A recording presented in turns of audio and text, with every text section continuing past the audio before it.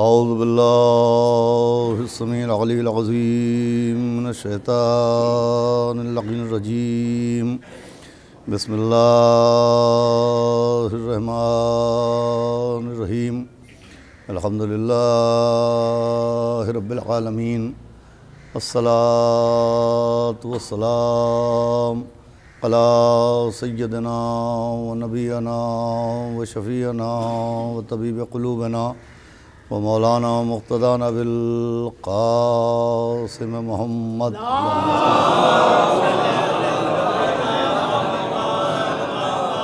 وآلہ الطیبین الطاہرین المعصومین ولعنۃ اللہ علی اعدائہم اجمعین من یومنا ھذا الی یوم الدین اما بعد فقط قال رسول اللہ صلی اللہ علیہ وآلہ وسلم بسم اللہ الرحمن الرحیم یا علی انت وشیتک هم الفائزون.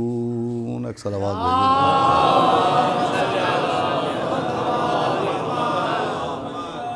حضرات گرامی، یہ مجلس ایک نہایت مومن اور ایک شریف النفس، ایک صاحب اخلاق، محب اہل بیت کے پنجم کی مجلس ہے، لہٰذا اسی مناسبت سے آپ کے سامنے کچھ دیر گفتگو کرنے کے لیے میں نے سرکار ختمی مرتبت حضرت رسالت مآب جناب احمد مجتبیٰ حضرت محمد مصطفیٰ صلی اللہ علیہ وسلم جس حدیث مبارکہ کی تلاوت کرنے کا شرف حاصل کیا، اس میں پیغمبر اسلام نے مولائے متقیان جناب امیر المومنین غالب کل غالب مطلوب کل طالب مولانا علی ابن ابی طالب علیہ السلام سے مخاطب ہو کے ان کے تمام چاہنے والوں کو، ان کے تمام شیعوں کو ایک نوید دی ہے، ایک بشارت دی ہے، اور وہ نوید اور وہ بشارت یہ ہے کہ کامیابی کا صحرا مولائے متقیان کی محبت کے سبب، ان کے عشق کے سبب، ان کی ولا کے سبب ان افراد کے سروں کے اوپر باندھا جائے گا کہ جن کے نامہ اعمال کا عنوان عشق علی ہوگا۔ اعلان ہو رہا ہے کہ یا علی آپ اور آپ کے شیعہ کامیاب ہیں۔ دیکھیے، پیغمبر اسلام نے اس حدیث کے ذریعے اہل دنیا کو متوجہ کیا ہے کہ وہ کامیابی کا معیار بھی سمجھیں کہ کامیابی کسے کہتے ہیں اور کامیاب کون ہوتا ہے۔ اس لیے کہ ایک بڑا مسئلہ یہ ہے کہ کچھ معیار قرآن نے بیان کیے اور کچھ معیار اہل دنیا نے قرار دیے۔ اگر آپ غور فرمائیں تو قرآن کے بنائے ہوئے معیار اور ہیں، معصومین علیہم السلام کے بیان کیے ہوئے معیار اور ہیں، اور اہل دنیا نے جو معیار بنائے ہیں، جو اسٹینڈرڈز قائم کیے ہیں، وہ اور ہیں۔ چنانچہ کامیابی کے لیے اہل دنیا نے جو معیار بنائے، ان معیاروں میں تخت و تاج کو معیار بنایا گیا، زمین و جائیداد کو معیار بنایا گیا، باغ و باغات کو معیار بنایا گیا، دینار و درہم کی کثرت کو معیار بنایا گیا، حصول اقتدار کو معیار بنایا گیا۔ یعنی اہل دنیا نے معیار یہ بنایا کہ کامیاب وہ ہوتا ہے جو برسر اقتدار ہو جاتا ہے، کامیاب وہ ہوتا ہے جو دولت دنیا پر غالب آ جاتا ہے، کامیاب وہ ہوتا ہے جس کے پاس دینار و درہم کی خزانے ہوتے ہیں، کامیاب وہ ہوتا ہے جس کے پاس تاج و تخت ہوتا ہے۔ یہ دنیا کے بنائے ہوئے معیار ہیں کہ جس کے پاس اقتدار ہے وہ کامیاب ہے، جس کے پاس حکومت ہے وہ کامیاب ہے، جس کے پاس مال دنیا ہے وہ کامیاب ہے، جس کے پاس زمین و جائیداد ہے وہ کامیاب ہے، جس کے پاس باغ و باغات ہیں وہ کامیاب ہیں۔ مگر پیغمبر نے فرمایا کہ یا علی انت وشیتک ہم الفائزون۔ صلوات بھیجے محمد کہ علی آپ اور آپ کے شیعہ کامیاب ہیں۔ اس کا مطلب کامیابی کا اصل معیار مولا علی کی محبت ہے، کامیابی کا معیار مولا علی کا عشق ہے۔ دیکھیں، مسئلہ یہی ہے کہ اصل معیار کو نہیں سمجھا گیا کہ اسٹینڈرڈ کیا ہے، معیار کیا ہے۔ میں نے ابھی عرض کیا کہ جو معیار قرآن نے اور قرآن لانے والے نے پیش کیے وہ معیار اور ہیں، اور جو معیار دنیا نے بنائے ہیں وہ معیار اور ہیں۔ پیغمبر اسلام نے کامیابی کا معیار مولا علی کے عشق کو قرار دیا ہے، اور اہل دنیا نے کامیابی کا معیار باغ و باغات کو قرار دیا، زمین و جائیداد کو قرار دیا۔ اور دیکھیے یہ صرف ایک کامیابی ہی کے لیے معیار تبدیل نہیں ہوا۔ اگر آپ دیکھیں تو قرآن نے جو معیار پیش کیے ہیں وہ بالکل اور ہیں، اور اہل دنیا نے جو معیار قرار دیے وہ بالکل اور ہیں۔ چنانچہ ایک بالکل سامنے کی بات میں عرض کرتا ہوں کہ ایک لفظ قرآن میں بھی ہے، حدیثوں میں بھی ہے، اور وہ لفظ ہمارے معاشرے میں بھی رائج ہے، اور وہ لفظ ہے لفظ معصوم۔ ایک صلوات بھیجے تو میں عرض کروں، یہ لفظ معصوم۔ اب یہ لفظ معصوم معاشرے میں بھی رائج ہے، مگر لفظ معصوم کا جو معیار عوام کے ذہن میں ہے اور جو معیار دنیا نے قرار دیا وہ اور ہے، اور قرآن میں جو معیار معصوم ہے وہ اور ہے، قرآن کی نظر میں جو معیار عصمت ہے وہ اور ہے۔ ہمارے معاشرے میں یہ لفظ معصوم اکثر ان لوگوں کے لیے بھی استعمال ہوتا ہے کہ جن کو قرآن نے صاحب عصمت قرار دیا ہے، لیکن اکثر و بیشتر آپ نے سنا ہوگا کہ یہ لفظ معصوم کم سن بچوں کے لیے بھی استعمال ہوتا ہے، بے شعور بچوں کے لیے استعمال ہوتا ہے۔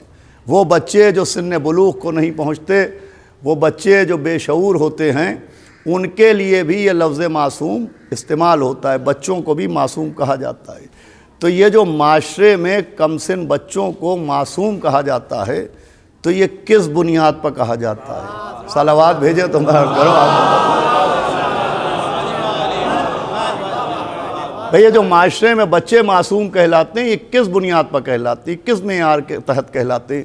تو معاشرے میں جو بچوں کو معصوم کہا جاتا ہے تو اس لیے نہیں کہا جاتا کہ وہ خطا نہیں کرتے، بچوں کو معصوم اس لیے نہیں کہا جاتا کہ ان سے غلطیاں نہیں ہوتی، بچوں کو معصوم اس لیے نہیں کہا جاتا کہ ان سے خطائیں نہیں ہوتی، بچوں کو معصوم جو کہا جاتا ہے تو وہ اس لیے کہا جاتا ہے کہ یہ خطا اور غلطی کرتے ہیں مگر عقل کے فقدان کے سبب کرتے ہیں۔ توجہ فرما رہے ہیں آپ؟ عقل سے محرومی کی بنیاد پہ۔ ایک صلوات بھیجے ذرا متوجہ ہو جائے۔ یہ فقدان عقل کی بنیاد پر کہ ان کے پاس عقل نہیں ہے، ان سے غلطی ہوئی، یہ ناسمجھ ہیں اس لیے غلطی ہوئی۔ تو سماج میں ان بچوں کو بھی معصوم کہا جاتا ہے کہ جن کے دامن میں عقل نہیں ہوتی۔ اب ذرا غور کریں کہ قرآن کا معیار کیا ہے اور اہل دنیا کا معیار کیا ہے۔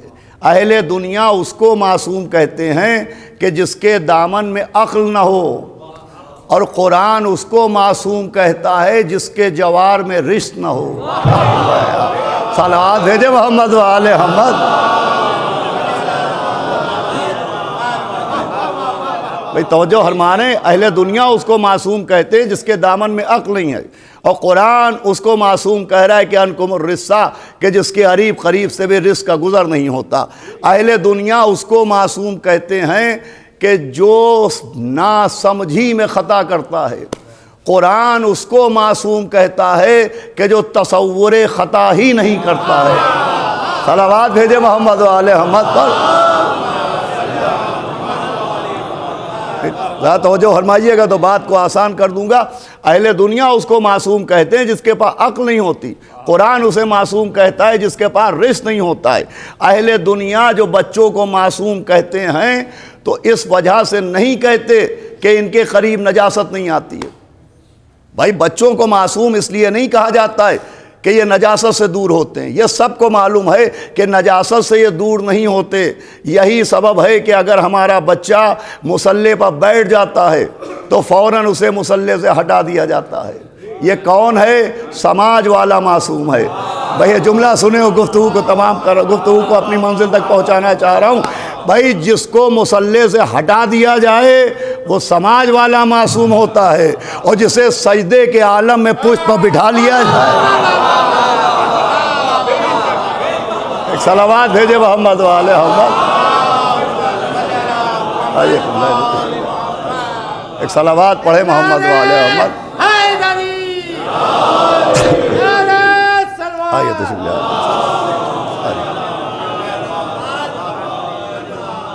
ایک صلوات اور پڑھ دے محمد و آل محمد۔ پھر دیکھیے معیار اور بنائے گئے. میں عرض کر رہا ہوں کہ قرآن کا معیار اور ہے، سماج کا معیار اور ہے. تو کامیابی کے لیے بھی اگر آپ قرآن کے نظر سے دیکھیں تو قرآن کی نظروں میں کامیابی کا معیار اور ہے، اور اہل دنیا کی نظر میں کامیابی کا معیار اور ہے. اب دنیا کی نظر میں کامیابی کا معیار کیا ہے کہ جسے اقتدار مل جائے وہ کامیاب ہے، جسے تاج و تخت مل جائے وہ کامیاب ہے، جس کے پاس دولت ہو وہ کامیاب ہے، جس کے پاس دینار و درہم ہو وہ کامیاب ہے، جس کے پاس تاج و تخت ہو وہ کامیاب ہے. بھائی دنیا میں کامیابی کا معیار یہ ہے کہ اگر میدان جنگ کی بات آئے تو جو اپنے دشمن کا سر اتار دے وہ کامیاب ہے، جو مقتل کو لاشوں سے سجا دے وہ کامیاب ہے. بھائی کامیابی کا معیار دنیا کی نظر میں کیا ہے کہ اگر میدان جنگ ہو تو میدان جنگ میں کامیابی کا معیار یہ ہے کہ جو اپنے دشمن کا سر اس کے تن سے اتار دے اسے کامیاب کہتے ہیں.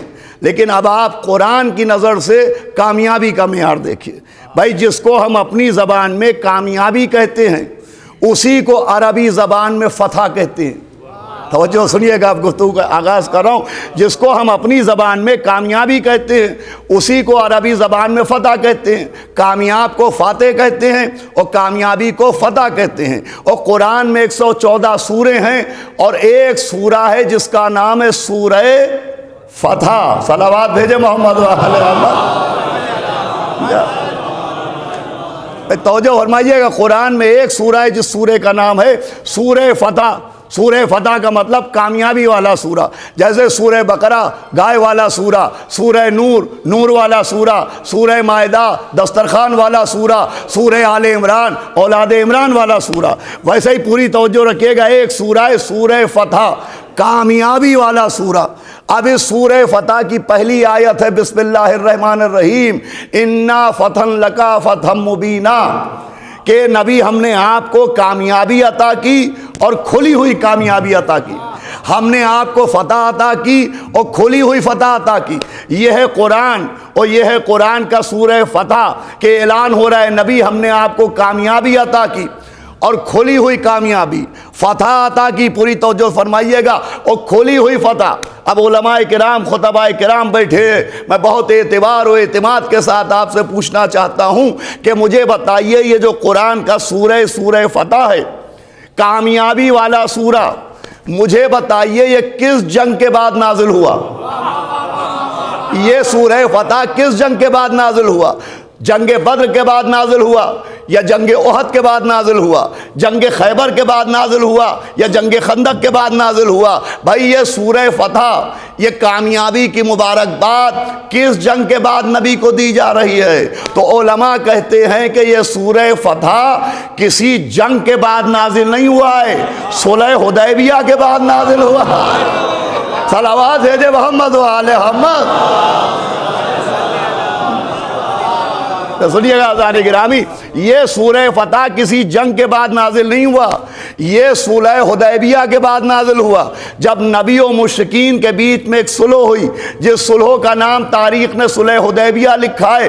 تو اس صلح کے بعد یہ سورہ نازل ہوا کہ نبی ہم نے آپ کو کامیابی عطا کی اور کھلی ہوئی کامیابی عطا کی. عجیب بات ہے، جہاں لوہے کی تلواریں چلیں وہاں سورہ فتح نازل نہیں ہوا، جہاں لکڑی کا قلم چلا کیا بتایا وہاں سورہ فتح نازل ہوا. بھائی سورہ فتح کا نازل ہونا بتا رہا ہے کہ سمجھو کامیابی کسے کہتے ہیں. بھائی دشمن کا سر کاٹنے کو کامیابی نہیں کہتے ہیں، دشمن کا سر اتارنے کو کامیابی نہیں کہتے ہیں، اپنی شرطوں کے سامنے دشمن کے سر کے جھکانے کو کامیابی کہتے ہیں. صلوات بھیجے محمد و آل محمد.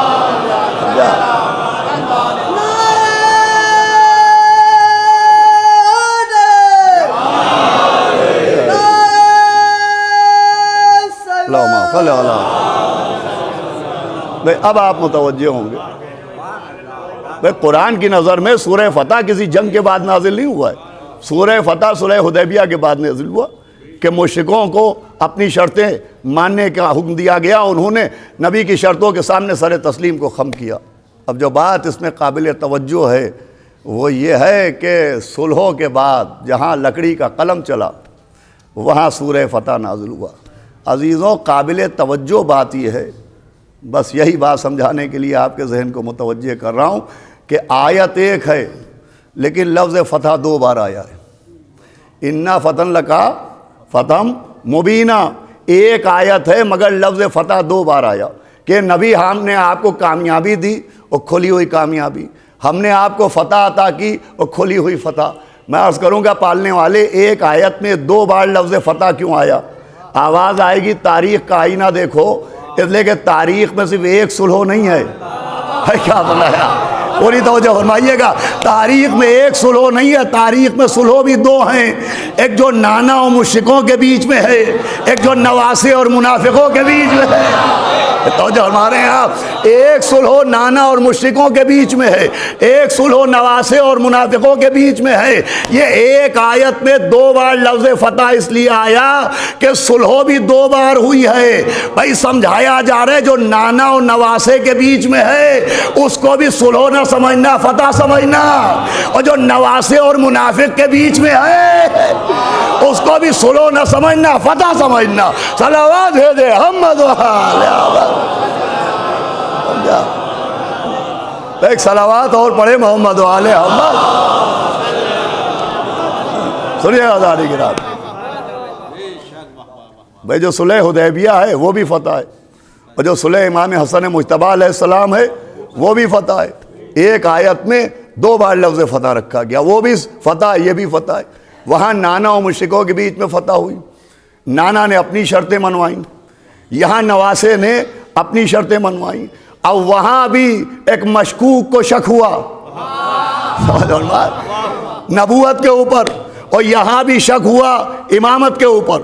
چنانچہ کہنے والے نے ہمارے آپ کے امام سبط رسول اکبر جناب حسن مجتبی علیہ السلام، تو جو سنیے گا ایک بہت خاص نتیجہ دینا چاہ رہا ہوں، اگر آپ متوجہ رہے تو انشاءاللہ اس نتیجے تک آپ کا ذہن میرے ذہن کے ساتھ پہنچے گا۔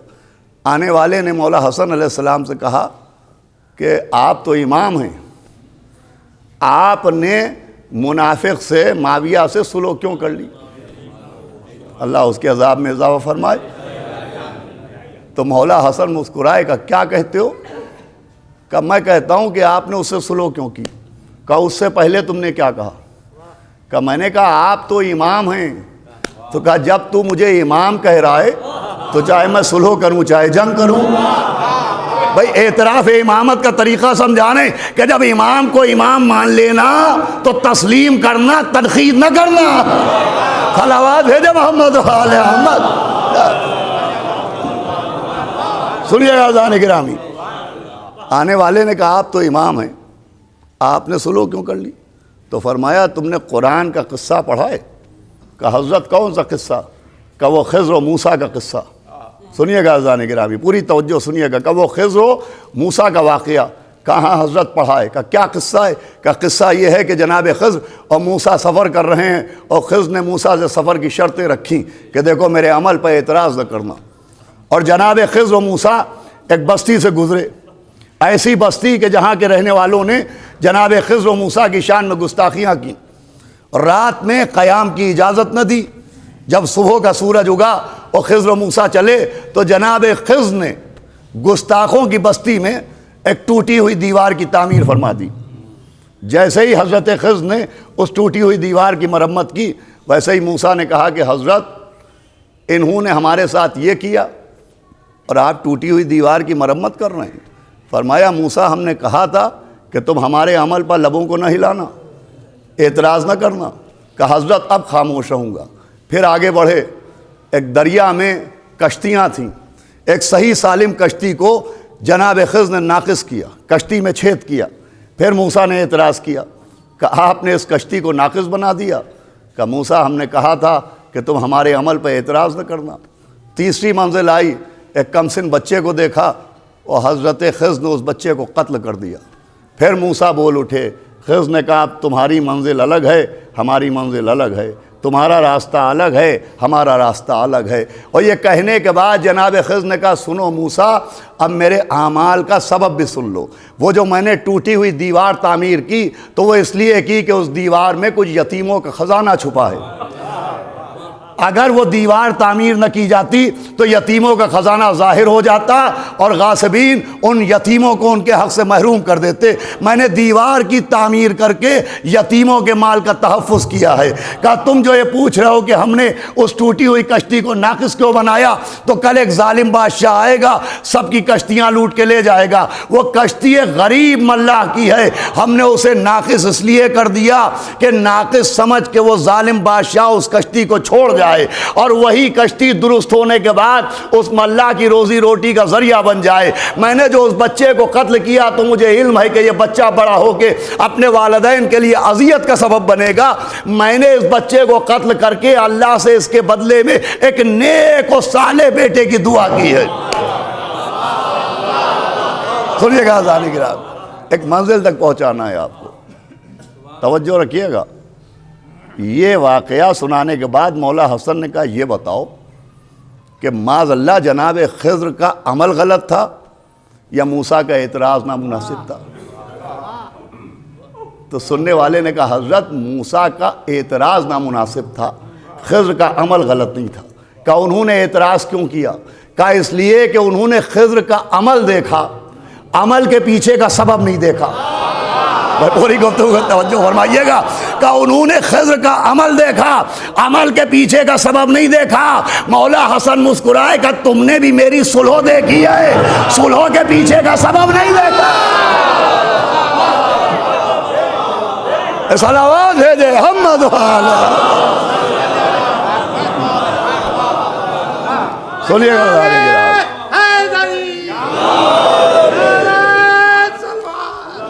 سار بھائی ادھر رکھ لیجیے اس کو۔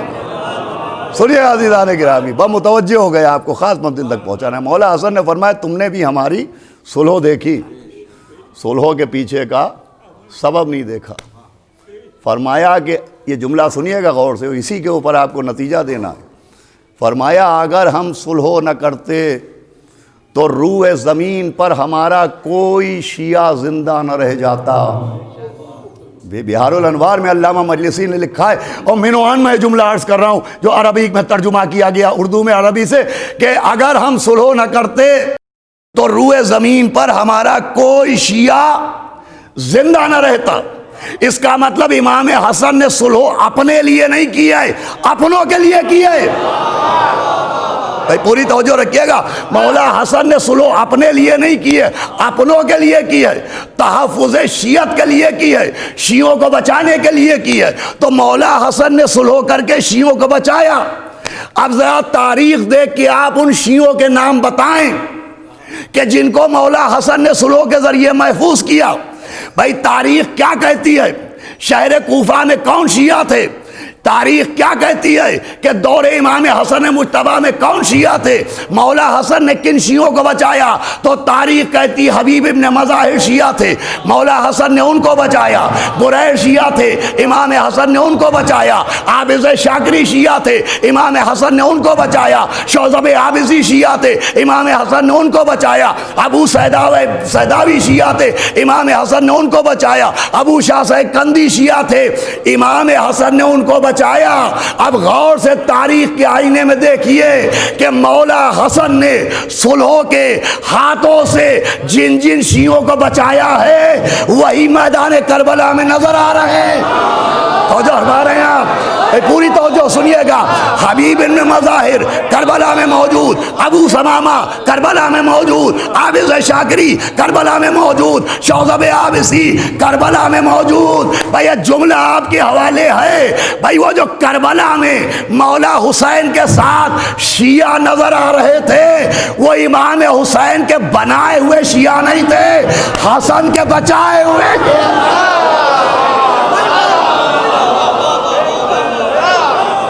صلوات بھیجے محمد وعلى محمد۔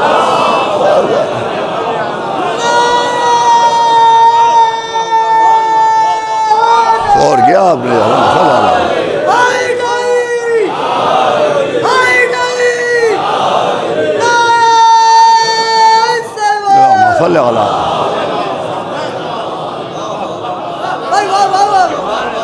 مولا حسن مجتبیٰ کے بچائے ہوئے شیعہ۔ امام حسن علیہ السلام کی صلح نہیں ہے، تمہید جنگ کربلا ہے۔ صلوات بھیجے محمد و آل محمد۔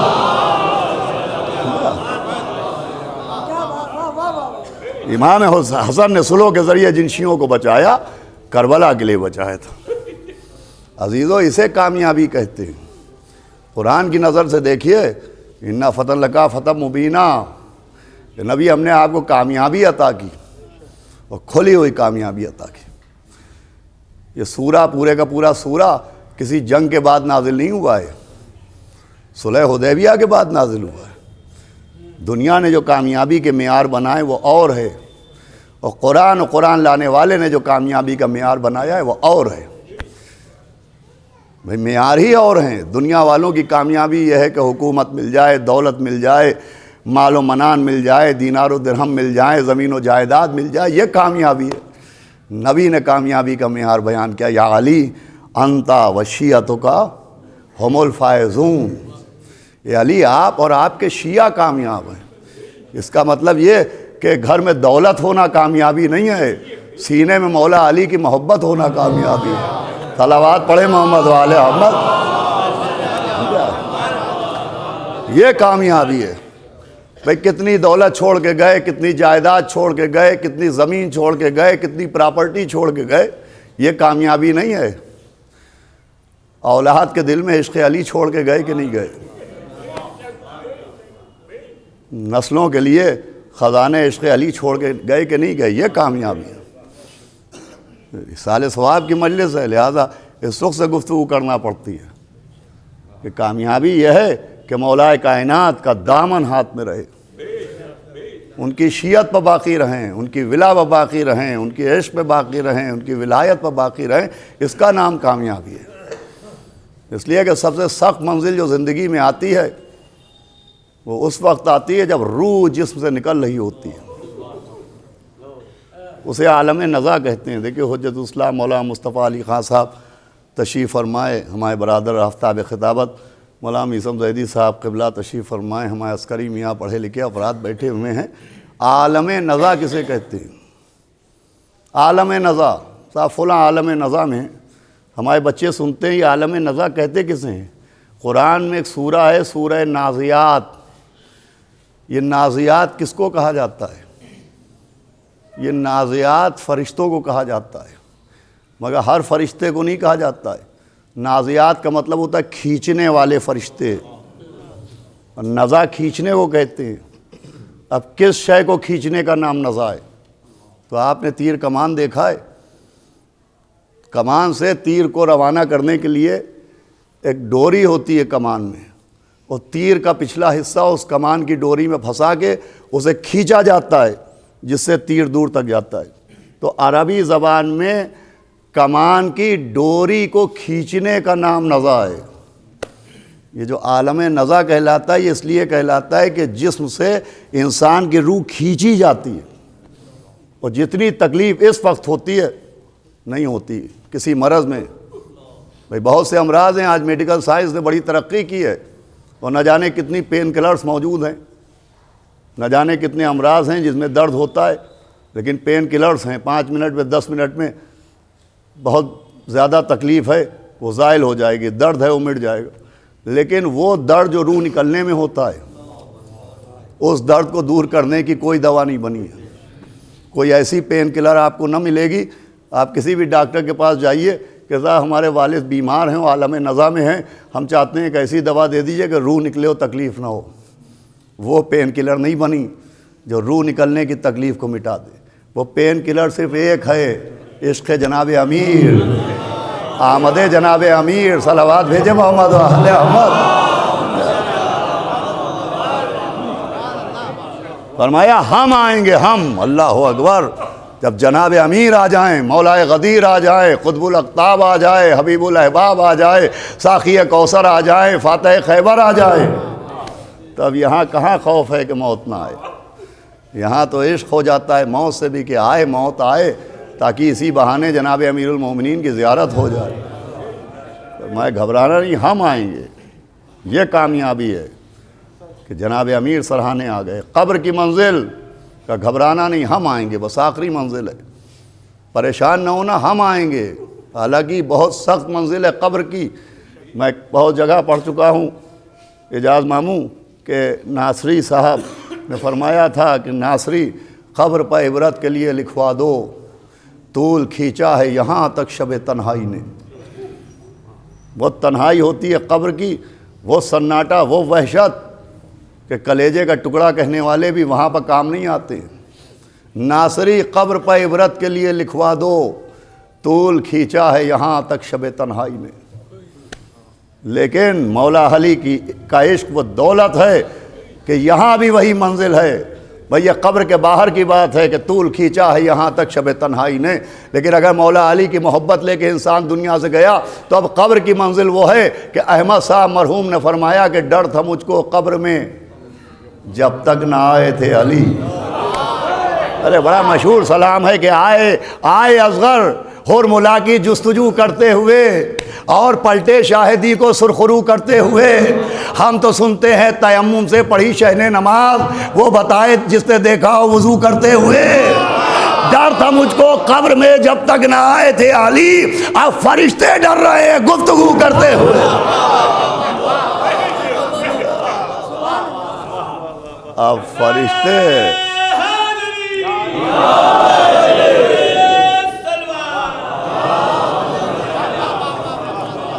فرشتے ڈر رہے ہیں. مولا علی آ گئے.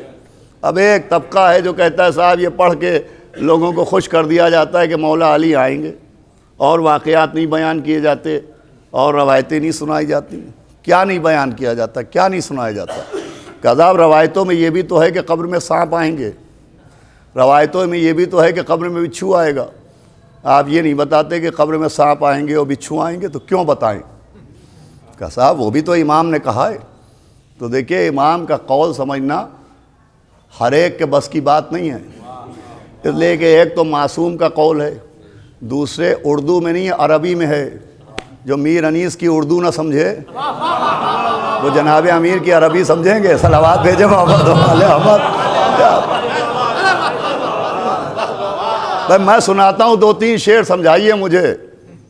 وضو کو مانگ کے پانی خجل نہ کرے میر، وہ مفلسی ہے تیمم کو گھر میں خاک نہیں. صلوات بھیجے محمد والے محمد. آئے جا سکتا ہے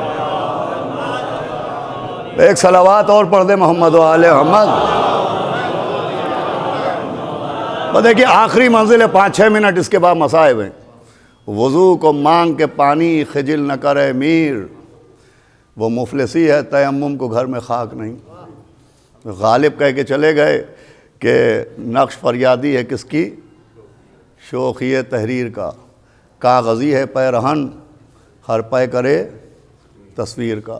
آج تک لوگ سوچ رہے ہیں کہ چچا غالب کیا کہہ کے گئے.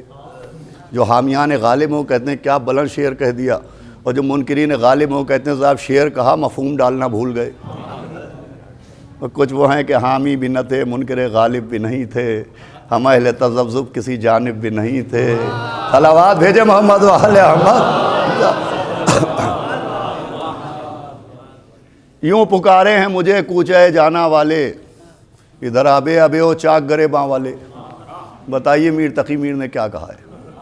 وضو کو مانگ کے پانی خجل نہ کرے میر، وہ مفلسی ہے تیمم کو گھر میں خاک نہیں. بتائیے میر تقی میر نے کیا کہا ہے؟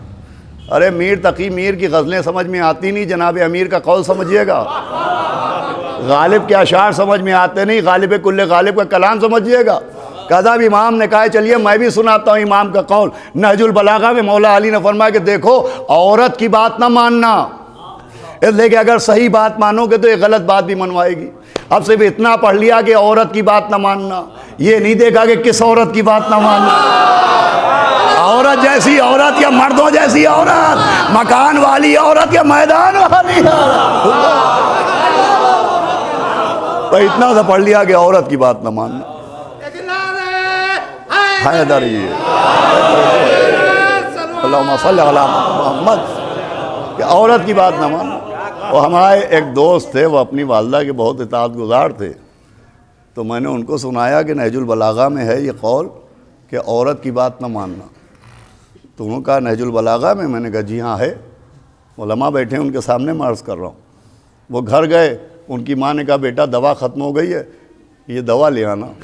انہوں نے ہاتھ جوڑے کہ اماں رات میں 2 بجے جو آپ فرماتی تھی اس پہ میں عمل کرتا تھا، آج سے آپ کچھ کہیے گا نہیں، اس لیے کہ آج سے میں کچھ کروں گا نہیں۔ کہ وجہ کہ آپ ہی کی وجہ سے مولا علی کی محبت میرے سینے میں ہے۔ مولا علی نے کہا عورت کی بات نہ ماننا، آپ بھی تو عورت ہیں، مجھے بتائیے کیا جواب ہے؟ آواز دی جائے گی احمق عورت ہیں مگر ماں بھی تو ہیں۔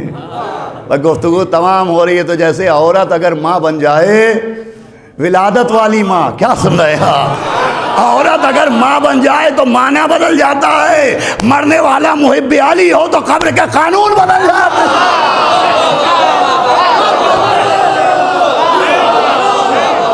یہ خلاف عدالت الہی ہے کہ قبر میں جو محب اہل بیت کے ساتھ ہو وہی دشمن اہل بیت کے ساتھ، جو مومن کے ساتھ ہو وہ منافق کے ساتھ سانپ آئے گا۔ ارے سانپ کیوں آئے گا؟ اندھا ہے جو آئے گا، ارے کوئی رو تھوڑی رہا ہے جو آئے گا، یہ قبر ہے کوئی غار تھوڑی ہے جو آئے گا۔ اچھا آئے گا کلے چروانا ہوں گے تو صلوات بھیجے محمد والے محمد۔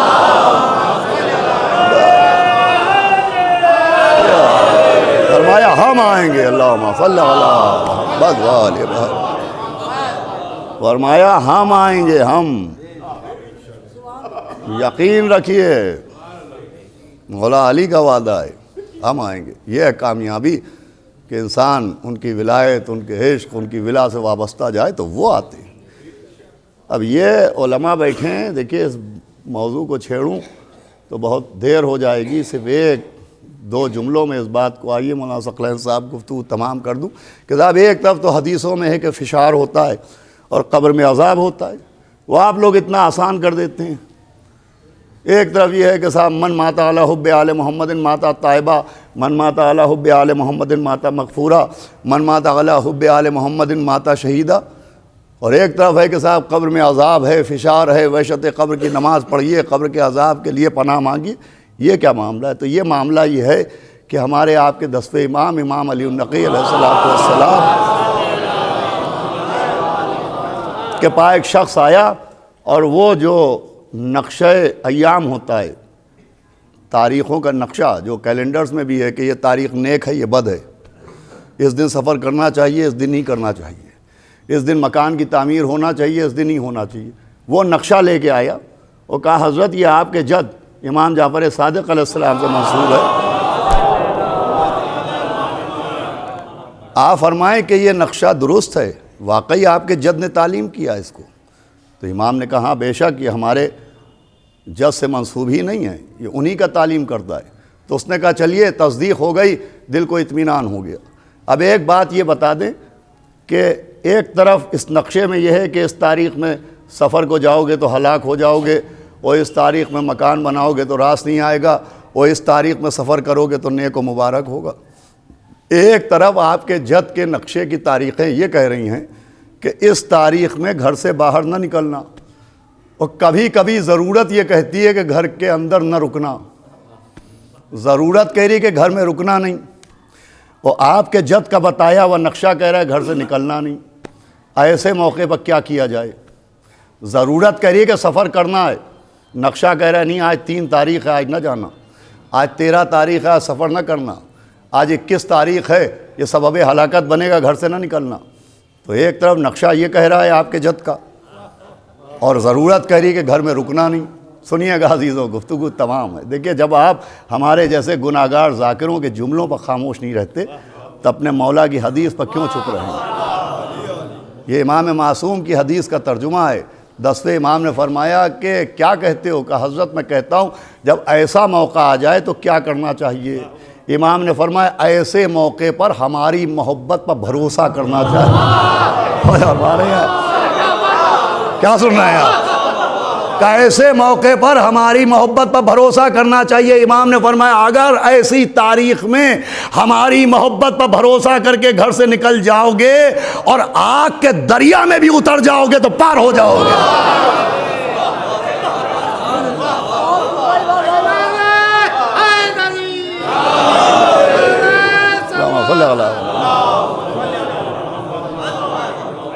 آدھی ادھوری حدیث بیان کرنا گناہ ہے، 3 فقرے ہیں اس میں. فرمایا پہلا فقرہ ہے اگر آگ کے دریا میں بھی اتر جاؤ گے تو پار ہو جاؤ گے ہماری محبت پر بھروسہ کر کے، کہ اگر دشمن کے نرغے میں بھی پھنس جاؤ گے تو محفوظ رہو گے، درندے بھی تمہیں گھیر لیں گے تو تمہیں ضرر نہ پہنچے گا، ہماری محبت پر بھروسہ. آپ دیکھیے کیا مسئلہ ہے. مسئلہ یہ ہے کہ ایک طرف امام کی حدیث کے ذریعے تاریخ کی اہمیت بتائی جا رہی ہے، اور ایک امام کی حدیث اپنی محبت کی طاقت بتا رہا ہے.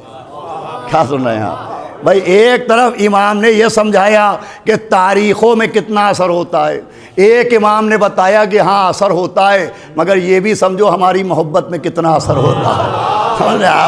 تو بھائی وہ روایتیں جس میں عذاب کا ذکر ہے، فشار کا ذکر ہے، وہ روایتیں سمجھانی کہ قبر میں یہ بھی ہوتا ہے، مگر وہ روایتیں جس میں عشق علی کا ذکر ہے وہ سمجھانی اگر مولا علی کی محبت ہوتی ہے تو کچھ نہیں ہوتا ہے.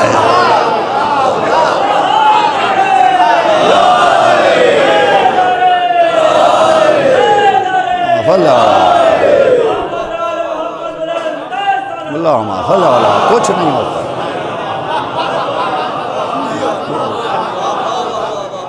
تو سب سے اہم ہے اس دنیا و آخرت کی کامیابی یقین بر جناب امیر، یقین بر اہل بیت اطہار، یقین بر عشق جناب امیر. اس پہ یقین ہونا چاہیے.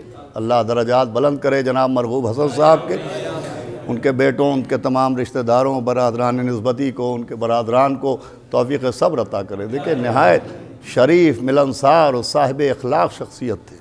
ہمارا تو اس محلے میں 30-35 برس کا عرصہ گزر گیا. ہم نے ہمیشہ جب بھی ان سے ملاقات کی، نہایت منکسر المزاج، نہایت با اخلاق شخصیت تھے. اور یہ بڑی بات ہوتی ہے. اکثر غلطیاں ہو جاتی ہیں، ہم سے بھی ہوئیں اور ہو جاتی. زبان یہ بہت خطرناک شے ہے. مسلسل مولا علی نے متوجہ کیا ہے کہ ایک درندہ ہے، اسے کھلا ہوا نہ چھوڑو. انسان اپنی زبان کے نیچے چھپا ہوا ہے. بولو تاکہ پہچانے جاؤ. یہ جو ایک گوشت کا ٹکڑا ہے، اس میں ہڈیاں تو نہیں ہوتی ہیں، مگر اسی کی وجہ سے ہڈیاں ٹوٹ تک جاتی ہیں. یہ بہت خطرناک شے ہے. اس کے اوپر صلوات پڑھ دے محمد و آل محمد. یہ سب سے زیادہ اہمیت اسی کی ہے کہ اپنی زبان کا استعمال سمجھو اور اپنی زبان کو سوچ سمجھ کے استعمال کرو. چنانچہ ہمارے مرحوم حسن صاحب مرحوم میں خاص صفت یہ تھی کہ جب بھی آپ ان سے ملیے، کسی مسئلے ملیے، بھئی ہمارے مولانا امیر سمزیدی صاحب قبلہ تشریف فرمائے، صدف صاحب نہیں آ سکے مصروفیت کی وجہ سے، یا ہو سکتا ہے آئے ہوں. جب 12 رجب کا جشن ہوتا تھا تو ہم لوگ ان کے خدمت میں بھی پہنچتے تھے، اور کس اخلاق کے ساتھ، کس محبت کے ساتھ وہ مولا کی محفل میں تعاون کرتے تھے. سب سے بڑی صفت یہی ہوتی ہے. اور اس کے بعد بیماری میں بھی اکثر ہوتا ہے، صاحب بیماری میں چڑچڑے ہو گئے، بیمار ہیں، مگر یہ صفت میں نے دیکھا ان میں دیکھی کہ وہ اپنی دکان کے اوپر اپنے بچوں کی دکان پر بیٹھتے تھے، بیماری کے باوجود بھی جب بھی ان سے ملاقات ہوتی تھی تو نہایت اخلاق کے ساتھ پیش آتے تھے. اور یہی بہت بڑی شے ہے. دیکھیے اخلاق ایک ایسی دولت ہے، اخلاق ایک ایسی شے ہے کہ روایتوں میں موجود ہے کہ 2 کافر گرفتار ہوئے تھے اور دونوں واجب القتل تھے، مگر پیغمبر نے ایک کے قتل ہونے کا تو حکم و اجازت دے دی، مگر ایک کو کہا اس کو آزاد کر دیا جائے. لوگوں نے پوچھا حضرت کیوں؟ کہا یہ اخلاق میں بہتر ہے. اخلاق بہت بڑی چیز ہوتی ہے جو دولت لے کے گئے. اور پھر دیکھیے میں نے عرض کیا ابھی آپ کی خدمت میں، یہ باپ کی ذمہ داری ہوتی ہے اپنی اولاد کا حق ادا کرے. جہاں اولاد کے اوپر ماں باپ کا حق ادا کرنا، تو انہوں نے ماشاءاللہ یہ حق بھی بھرپور ادا کیا کہ اپنی اولادوں کو برسر روزگار کر کے اس دنیا سے گئے. یہ سب سے دیکھیے ہم بھی صاحب اولاد ہیں، ہم سمجھتے ہیں یہ مسئلہ کیا ہوتا ہے. بہت بے سکونی کی موت ہوتی ہے اس شخص کی کہ جس کی اولادیں برسر روزگار نہ ہوں. باپ کے سینے پہ ایک بوجھ رہتا ہے کہ ہمارے بعد ہمارے بچوں کا کیا ہوگا. تو یہ دولت لے کے گئے، اور تجارت کے ساتھ ساتھ جہاں اپنے بچوں کو انہوں نے تجارت سکھائی. ایک خاص بات یہ تھی کہ میں نے عرض کیا تھا ابھی، اور کئی مجلسوں میں یہ بات تفصیل سے عرض کر چکا ہوں کہ ہمارے بچوں کو اپنے والدین سے یہ شکوہ نہیں کرنا چاہیے کہ صاحب وہ ہمارے لیے کیا چھوڑ کے گئے. اجی سب کچھ چھوڑ کے گئے ہوں اور مولا علی کی محبت نہ چھوڑی ہو تو کیا چھوڑا. اور کچھ بھی نہ چھوڑا ہو، مولا علی کی محبت چھوڑ کے گئے تو سب سے بڑی دولت چھوڑ کے گئے. تو یہ دولت بھی مرحوم نے اپنے اولادوں کو دی. چنانچہ اس کا مظاہرہ ان کی اولادیں اللہ ان کو صبر عطا کرے اپنی تجارت کے ذریعے بھی کرتی تھی. آپ سب گواہ ہوں گے کہ گرمی کی چلچلاتی ہوئی دھوپ میں ان کی اولادیں اپنی دکانوں کے آگے سبیل بنا میں تشنگان کربلا. یہ کس بات کا مظاہرہ ہے کہ باپ صرف تجارت کا ہنر دے کے نہیں گیا ہے، مولا علی کی محبت کا خزانہ بھی دے کے گیا. بس عزیزوں، کے لیے، ان کے بچوں کے لیے، ان کی بیٹیوں کے لیے، ان کے گھر والوں کے لیے، صبر کے لیے یہی بہت ہے کہ آج کوئی چھٹی کا دن نہیں ہے، لیکن جنازے میں ہی بہت لوگ تھے اور پنجم کی مجلس میں بھی بے پناہ لوگ ہیں. اس سے ان کے بیٹوں کے دل کو ایک تسلی یہ مل رہی ہوگی کہ ہم اپنے باپ کے غم میں اکیلے نہیں ہیں، اتنے لوگ ہمارے غم میں شریک ہیں. اللہ نہ کرے کہیں لاشا پڑا ہو اور کوئی بیٹے کو تعزیت دینے والا نہ ہو، کہیں جنازہ رکھا ہوا ہو اور کوئی سینے سے لگانے والا نہ ہو. یہ ہوتا نہیں ہے. دنیا میں قانون ہے کہ جس کا بھی باپ مرے اس کو تعزیت ضرور دی جاتی ہے. یہ کربلا کی آنکھوں نے ایک بار منظر دیکھا کہ ایک بے کس و مظلوم کے لاشیں بگھوڑے دوڑ رہے ہیں.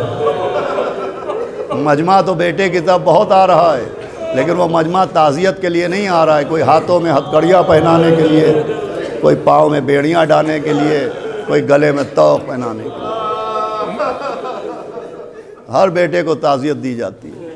لیکن ہائے سید سجاد، بھئی یہی وجہ ہے کہ آپ اپنے بابا کے بعد جب تک اس دنیا میں رہے، جب بھی ہاتھ میں وضو کے لیے پانی آتا تھا، اب پانی کو دیکھتے تھے اور کہتے تھے خدا کی قسم میرا بابا پیاسا مارا گیا. نہ جانے پانی میں جناب عباس کے کٹے ہوئے بازو نظر آ جاتے تھے، یا بابا کے گلے پہ چلتا ہوا کند خنجر نظر آ جاتا تھا، یا جناب علی اکبر کے سینے سے بہتا ہوا خون نظر آتا تھا، یا جناب علی اصغر کے گلے سے بہتا ہوا لہو نظر آتا تھا، یا جناب سکینہ کے کانوں سے کے اوپر جمع ہوا خون نظر آتا تھا. کہتے ہیں خدا کی قسم میرا بابا پیاسا مارا گیا. 40 برس تک حضرت جب تک رہے روتے رہے اور تعزیت ملی، مگر کربلا میں کسی نے تعزیت نہیں دی. چوتھے امام کی تعزیت کا واقعہ یہ لکھا ہے کہ تعزیت تب ملی جب لٹا ہوا قافلہ مدینے آیا.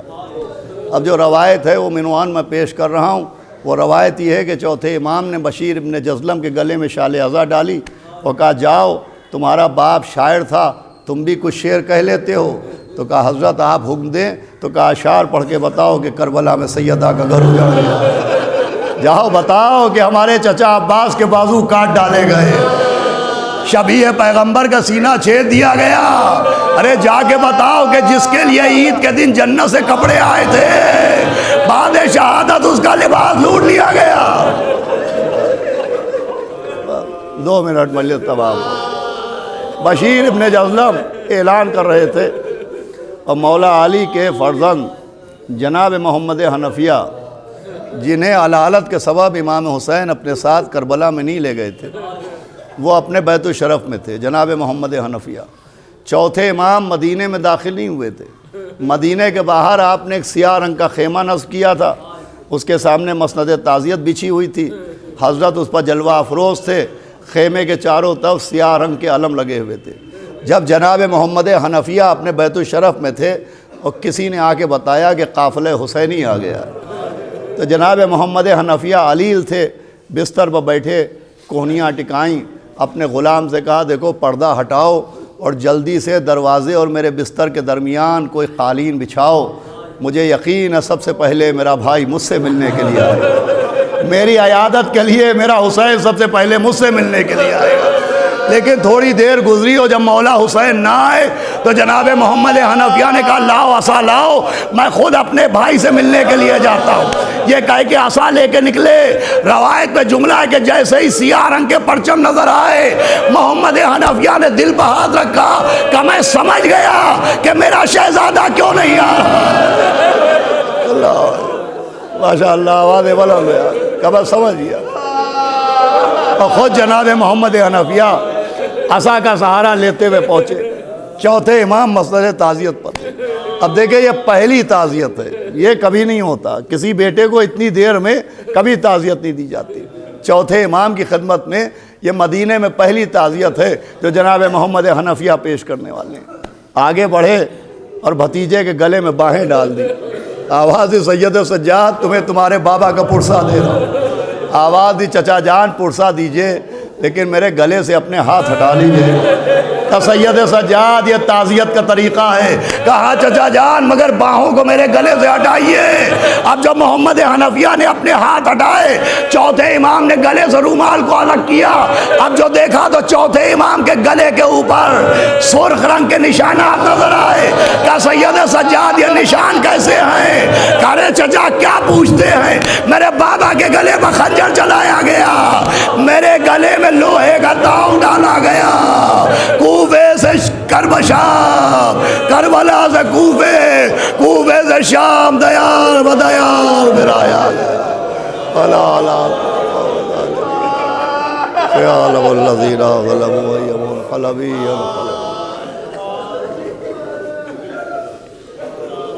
حضرات ایک مرتبہ سورہ الحمد 3 بار سورہ اخلاص کی تلاوت فرما کر جناب مرحوم حسن صاحب، مرحوم ابن اصغر حسین صاحب، مرحوم حسن صاحب ابن اصغر حسن صاحب کی روح کو اصالہ ثواب کرنے ہوگا۔